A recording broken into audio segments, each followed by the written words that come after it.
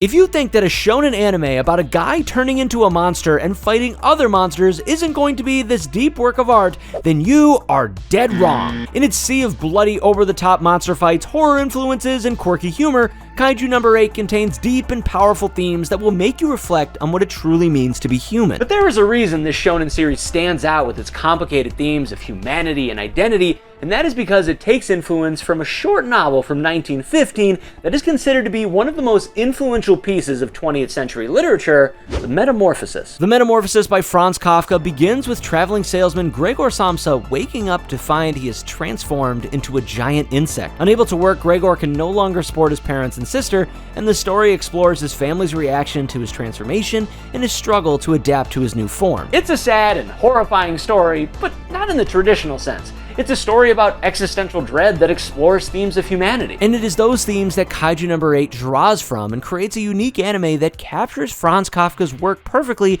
yet disguises it in a fun, flashy, and action-packed story. Kaiju No. 8 is secretly educating us on literature, and I'm going to explain how. It's easy to just think that the show is similar because Kafka Hibino wakes up and is turned into a kaiju, but the anime is a lot deeper than that. Kafka's transformation starts the journey of him joining the defense force and defending humanity against the kaiju threats attacking the city, but it also begins its themes about identity and the human connection. When we meet Gregor in the Metamorphosis, his life sucks, even before becoming a bug. He is a traveling salesman, and he remarks how the job isn't as fruitful as it used to be. He complains about his boss and waking up early to get the train. He's only doing this to support his family. When we first meet Kafka, he is literally cleaning up the bowels of the very kaiju he wished he was fighting against. He wakes up in his messy and dark apartment with the TV on, showing him his childhood friend Mina, who achieved everything they both wanted to achieve. He keeps his job at this kaiju cleanup crew only to keep him close to the very job he wants to have. Kafka gives us this false sense of confidence during all of this. He is laughing and cracking jokes the entire time, and he does this well into the anime. Some people would see this as him loving life and just being immature, but it's really all just a mask. Kafka has his humor because without it, what else does he have? If he doesn't feel like he is funny and contributing to his coworkers, then his reality sets in and he just feels like a failure. He believes he has hidden potential to achieve his dreams, but when we first meet him, he isn't showing it to the world. Throughout the Metamorphosis, Gregor is constantly battling with who he is. Early on into his transformation, he is still worrying about his family and trying to make it to work. As the story goes on, he begins losing his touch with his humanity. He starts debating on if he's a human or just an insect. His sister brings him his favorite food, and he sadly discovers that it tastes terrible to him now, and he would rather eat garbage. He hides underneath a couch to avoid upsetting his mother with his appearance. When his family removes his furniture, he clings onto art in his room so they won't take it because it reminds him of what he once was. He pulls himself into the living room in front of house guests just to hear his sister play violin, to be surrounded by her music and his family. Gregor is constantly in a tug of war of his own identity. Kafka Hibino struggles with his own identity. An obvious example of this is in the Season 1 final fight. Kafka is seen as a threat to the defense force, even though he has been fighting by their side the entire time and saving their lives using his kaiju powers. In the fight against Director General Shinomiya, Kafka doesn't want to fully transform. He wants to prove he is a human more than a kaiju, even as the general is trying to kill him. Kafka doesn't want to lose being viewed as a human. There are even some interesting bits of dialogue here where the general looks at Kafka's x-rays and sees he doesn't have a heart, but a core like a kaiju. Yet as Mina argues for him to stay on the defense force, she specifically says, "I believe it's his heart." She doesn't know that Kafka doesn't have a human heart, but she isn't thinking about his physicality. She is talking about how he acts. This concept of Kafka's identity goes deeper though, because the only reason he can have his stance against the Director General is that he's been working on his own view of himself since the beginning of the story. Much like Gregor Samsa, Kafka has a specific view of himself before his transformation. He identifies as a failure just spinning his wheels in a job he doesn't like. He views himself as the funny guy because he doesn't want to view himself as the guy who couldn't achieve his dreams. He views himself as an experienced mentor to Ichikawa. He continues this identity of someone who can clean up kaiju and fighting as his knowledge stands out among the other young cadets with no experience with these monsters. He identifies as a hero. He is constantly looking to save members of his team and rushing in without even thinking to punch a nuke into space, even if it means exposing his secret to the world. He identifies as an old man because right after that he states,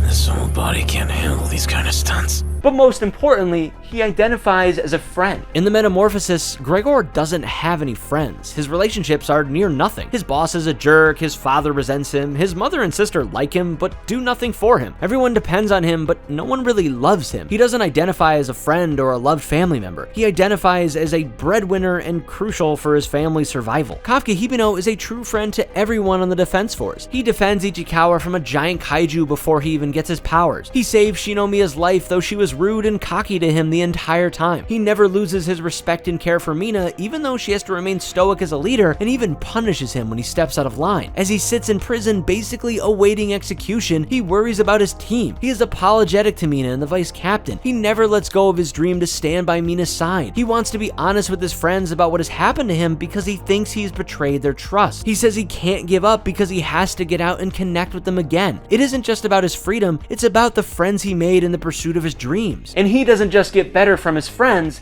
they get better from him. We see this in the Metamorphosis because as Gregor is scuttling around his room, unable to work and support his family, they begin pushing themselves to fill his role. His father returns to work and is no longer just draped over his chair wasting the day. He even dresses better, stands taller, and is filled with a new confidence. His sister goes from a young girl who isn't expected much out of to a person who can care for her brother, like feeding him and moving his heavy furniture. She grows into a strong and independent woman who begins working herself. Their lives greatly improve because Gregor's change pushed them to become better versions of themselves. Kafka's presence in the defense force helps every cadet he trains with in various ways. He saves their lives multiple times using his powers, but even without them, he offers advice to take down kaiju to his own competition in the training grounds so everyone can shine even when he doesn't have the power to. Ichikawa constantly looks to grow to stay by Kafka's side. He begins to use freeze rounds to the surprise of his teammates because he doesn't think that he can hit as hard as the others, so he adapts to his strengths. Shinomiya competes with Kafka and strives to become stronger, even if it is just to take Kafka down herself if he loses control. The vice captain is pushed to grow stronger and hone his skills after his fight with Kaiju No. 8. Even the director general is forced to challenge his beliefs on kaiju after seeing Kafka handle his duality. It's this human connection that is so crucial to the story of Kaiju No. 8 and Kafka Hibino's growth as a character, because one of the most important themes of Kaiju No. 8 is also one of the most important in the Metamorphosis, and that is the theme of dehumanization. Two crucial moments of the Metamorphosis are when Gregor's father pelts apples at him in a rage and lodges one in Gregor's back that would soon become infected and lead to his death. The second is as he is close to death, he gives all his strength to hear his sister play violin once more. When his presence is seen as a curse instead of the blessing he expects, he realizes that he is no longer human and the family he loved no longer loves him back. He scuttles back to his room and dies, alone and unloved. Much like Gregor, Kafka becomes dehumanized in the final episodes of Kaiju No. 8's first season. Once he reveals his secret in an effort to save his friends, Mina pulls her gun on him and arrests him. He is imprisoned in their strongest holding room, even though he shows no resistance and he has never shown any malice while he served. He is ripped away from his friends and confronted by the strongest fighter of the defense force, Director General Shinomiya. The general mocks Kafka even after Kafka shows him respect. He views Kafka as a primal beast that is just waiting to kill, completely ignoring everything about Kafka as a human being. Kafka resists the bait to turn into a kaiju and prove the general's point by choosing not to transform to defend himself. However, the general doesn't care and tells him that he will die in that form if he chooses. Pushed to his limit, Kafka's kaiju side takes over and he becomes a feral and powerful kaiju, and as he transforms, Kafka is lost in his mind and taken over by primal urges to kill. As this is happening, his new friends are dealing with their friend potentially being executed. Some make calls to powerful people, others struggle with their emotions. Mina risks her career to plead Kafka's case to her superiors. Shinomiya requests that her own father let Kafka go. So as Kafka is losing his humanity to the constant barrage of accusations and insults that he's no longer a man, his friends that have experienced his humanity are still impacted by him even after his secret's out. It isn't the fight that makes Kafka lose control, it is the general dehumanizing him. This is proven when Kafka fights the vice captain, and though is physically pushed to his limit, Kafka refuses to hurt the vice captain and never loses control. That is because he is still respected as an opponent. The vice captain sees him as a worthy adversary that will push him to prove his worth and test his skills with a blade. The general has no respect for Kafka and sees him as a vermin that needs to be exterminated like all the other kaiju. Gregor's realization that he lost his humanity is ultimately what kills him. He loses his will to live, so he just lays down and awaits death because he has no one left to live for. Kafka is only able to snap back to his humanity because of the love he has for his friends and the desire to stand by them once more. To prove he is human, he attempts to take his own life because he would rather die as Kafka Himeno than die as just a kaiju. He is ready to give up his own life for his own identity. It is impossible to deny the influence that Franz Kafka has had on Kaiju No. 8. Kafka's name is even a reference to him. The transformations and similar themes blend together and create a unique and fun kaiju story with so many layers. There is a lot to unpack with both of these works. I didn't even touch on the fact that some people think that the Metamorphosis is a feminist piece because of Gregor's sister's growth into an independent woman. Kaiju No. 8 highlights Mina as one badass lady who can not only blow a hole in a massive kaiju, but with the strong demeanor she carries herself among her team and superiors. My point with that is that the Metamorphosis is still being analyzed today, and there are a lot of themes that you could derive from it, so I highly recommend the quick read alongside Kaiju No. 8.